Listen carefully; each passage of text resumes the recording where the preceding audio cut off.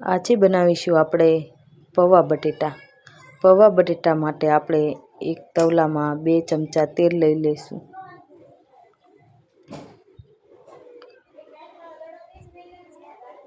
હવે તેમાં કાચા સિંગદાણા નાખી દઈશું.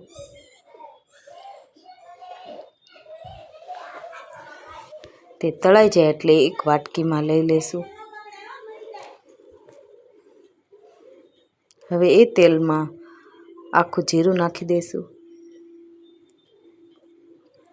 હવે આદુ મરચાં, આદુની પેસ્ટ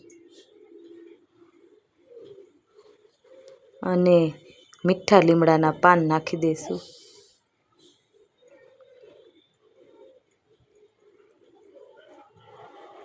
અડધી ચમચી હળદર. હવે તેમાં બાફેલા બટેટા નાખી દઈશું અને મીઠું નાખી દઈશું.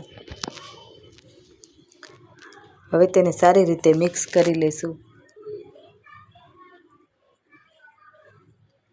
હવે તેમાં ધોઈને પલાળેલા પૌવા નાખી દઈશું. હવે સિંગ તળેલી નાખી દઈશું અને સારી રીતે મિક્સ કરી લઈશું.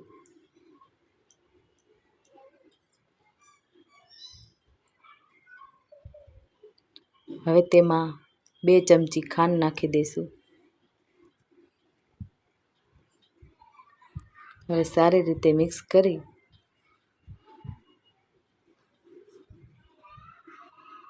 હવે લીંબુ નીચવી લઈશું.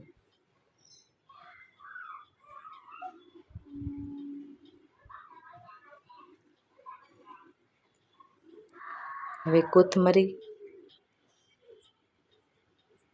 બની ગયા છે આપણા પૌવા બટેટા.